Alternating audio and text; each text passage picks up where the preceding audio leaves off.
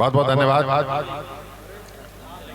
संत शिरोमणि संत रविदास जी की, बाबा साहेब, बाप उपस्थित बहनों भाइयों को, वरिष्ठ जन को मैं प्रणाम करता हूं, सबको अपनी शुभकामनाएं देता हूं। मेरा बहुत सौभाग्य कि आज मुझको संत समनदास जी की मूर्ति स्थापना के अवसर पर आपने बुलाया, अपने साथ में बैठाया और इतना प्यार सम्मान दिया। इसके लिए सभी को मैं हृदय से बहुत बहुत धन्यवाद देता हूं, बहुत बहुत आभार व्यक्त करता हूं। परम आदरणीय हमारे मेरे हाथ में जो कलम आपने दी है समाज कल्याण मंत्री के रूप में, वो कलम मेरी नहीं है, वो कलम आपकी है। जब आपने वोट दिया तो वो कलम आपने योगी जी के हाथ में दी और योगी जी ने मेरे हाथ में थमा दी।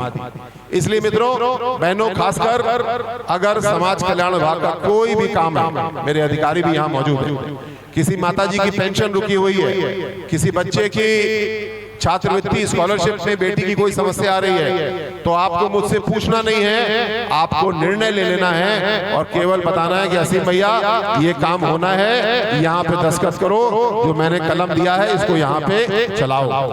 आपका अधिकार, आपका प्रयोग, जहां आप कहेंगे वहां पे काम होगा। और समाज कल्याण विभाग का काम ही यही है कि सबको साथ लेके चलना।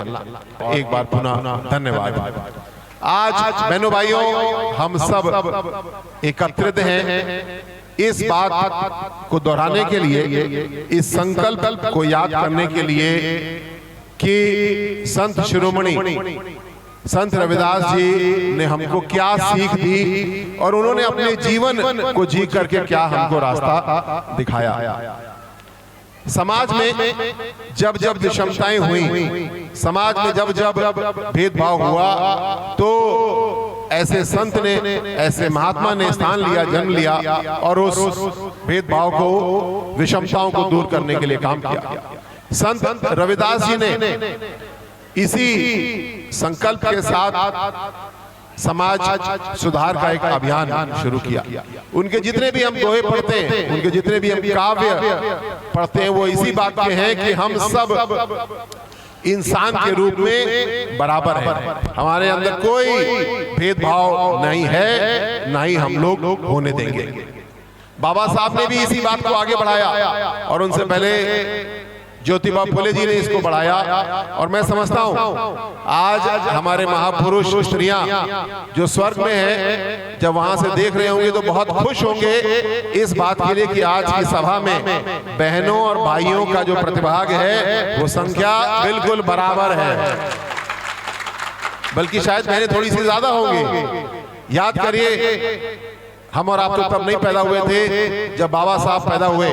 जब वो भेदभाव के खिलाफ लड़ाई कर रहे थे तो बहनों का, माताओं का घर से निकलना प्रतिबंधित था। इस प्रकार कार्यक्रम में साथ बैठ करके प्रतिभाग करना ये तो सोचा नहीं जाता था। लेकिन वो बाबा साहब जिन्होंने आजादी से पहले से बहनों के लिए समान अधिकार देने के लिए काम किया, और जब हमारा देश आजाद हुआ तब पहली बार बहनों को, भाइयों को, सबको एक वोट, एक अधिकार दिया गया। ये वो समय था 1950 में, 49 में, जब अमेरिका के बहुत से राज्यों में, यूरोप के बहुत से देशों में बहनों को वोट देने का अधिकार नहीं था।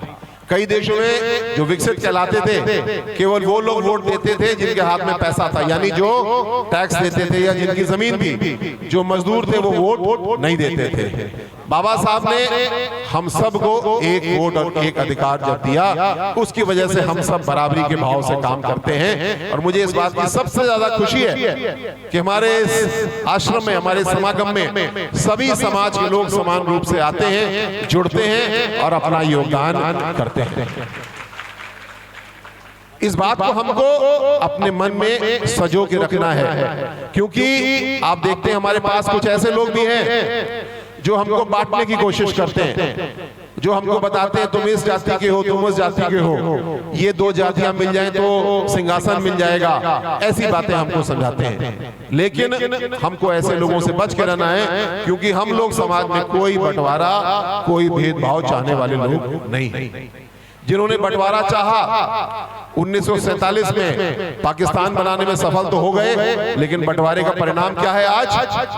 मैं देख रहा था आटा 160 रुपए किलो पाकिस्तान में इस समय बिक रहा है, अगर मिल जाए तो। और जो जोड़ने वाला काम किया भारतवर्ष में, अपने यहाँ 80 करोड़ लोगों की थाली में प्रधानमंत्री मोदी जी राशन उपलब्ध कराते हैं, और जहां पाकिस्तान में राशन मिलना मुश्किल है 160 रुपए किलो आटा वहां पे बिक रहा है। हम जोड़ने वाले बनना चाहते हैं या हम तोड़ने वाले बनना चाहते हैं? आप किसके साथ हैं? जोड़ने वालों के साथ हैं? आपके मन में जोड़ने वाला भाव है? निश्चित रूप से, और हम सबको मिलके इसी के लिए काम करना है। आपने मुझको बहुत प्यार दिया, सम्मान दिया। मैं आज से 2.5 साल पहले तक राजनीति में नहीं था, मैं पुलिस में था और पुलिस की सेवा कर रहा था। कानपुर में पुलिस कमिश्नर के पद पे काम कर रहा था। मेरे पुलिस के साथी मौजूद हैं, बहुत बार मेरे साथ रहे भी होंगे। लेकिन एक ऐसा ईश्वरीय संयोग हुआ, मुझको सुझाव दिया गया कि आप अपने घर कन्नौज जाइए और कन्नौज में जाकर के अपने घर के लोगों की सेवा करिए। और मैंने भी सोचा चलो ये करके देखते हैं। हालांकि घर के लोग बहुत कई नाराज भी हुए, क्या कर रहे हो, लेकिन ऐसा किया और बहुत आशीर्वाद मेरे कन्नौज के भाई बहनों ने दिया। आपने भी आशीर्वाद दिया, जिसकी वजह से मेरे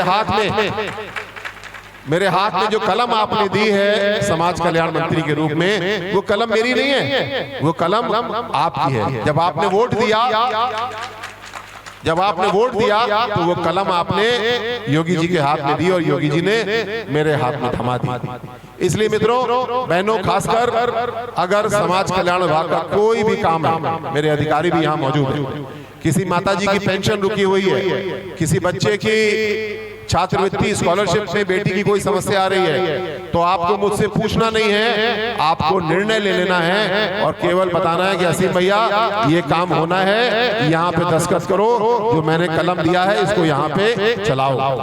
आपका अधिकार, आपका प्रयोग, जहां आप कहेंगे वहां पे काम होगा। और समाज कल्याण विभाग का काम ही यही है कि सबको साथ लेके चलना। और सबसे अच्छा नारा मुझको यही लगता है, सबका साथ और सबका विकास। आज जिस तेजी के साथ में हमारा देश प्रगति कर रहा है, खासकर हम अपने सहारनपुर की बात करें, पश्चिमी उत्तर प्रदेश की बात करें, अभी मुझे गाड़ी में यही बात बताई जा रही थी कि हमारे आसपास जमीनों के भाव बहुत तेजी से बढ़े और आगे बढ़ रहे हैं, और सब लोगों के आर्थिक सामर्थ्य बढ़ रहा है। लेकिन केवल आर्थिक सामर्थ्य बढ़ने से काम नहीं चलेगा। अगर गांव में 100 परिवार रहते हैं और 5 परिवार बहुत अच्छे हो गए, खूब पैसा आ गया, उन्होंने हेलीकॉप्टर खरीद लिया, और बाकी 95 ऐसे ही छूट गए, क्या ऐसा विकास हम लोग चाहते हैं? क्या ऐसा विकास हम लोग पसंद करेंगे? बिल्कुल भी नहीं। हम ऐसा विकास पसंद करेंगे जिसमें 100 में से 100 घर, हर परिवार आगे बढ़े, कोई पीछे न छूटे। उनकी कुछ मैं विशेषताएं आपको बताना चाहता हूं साथियों। असीम अरुण जी हमारे कन्नौज विधानसभा के विधायक हैं और दिल्ली यूनिवर्सिटी से इन्होंने बीएससी करी है। दिल्ली यूनिवर्सिटी से हमारा समाज के वो लड़के हैं जिन्होंने दिल्ली से पढ़े हुए हैं, और कोलंबिया यूनिवर्सिटी से इन्होंने डिग्री प्राप्त करी है साथियों। ऐसे हमारे अधिकारी, ऐसे हमारे भाई, और आईपीएस हमारे देश के जो प्रधानमंत्री हैं डॉक्टर मनमोहन सिंह जो प्रधानमंत्री हैं, उनके विशेष सलाहकार रहे हमारे आईपीएस अधिकारी, हमारे असीम अरुण भाई जी, हमारे बड़े भाई हैं, हमारे ऐसे चेहरे हैं जिन्होंने हमें यहाँ आकर के इस संगत को निहाल किया।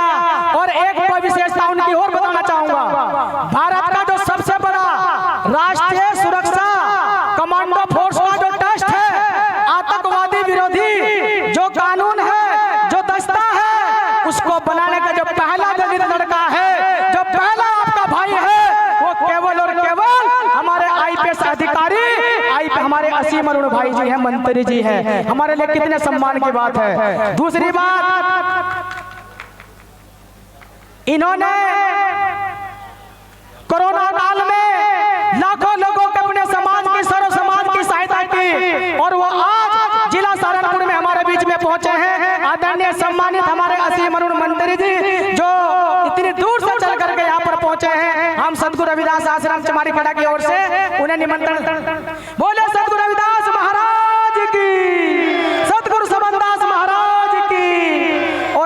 समनदास महाराज जी का जब भी जन्मदिन मनाना यहाँ से गुरु जी के टाइम में भी और आज भी उनके दक्षता में ही सुबह जब बारिश आई हमारी माता बहनें भीग गई, लेकिन उन्होंने हमारी माता बहनों ने यहाँ किले में पानी भरा पड़ा नीचे बैठने का काम करा।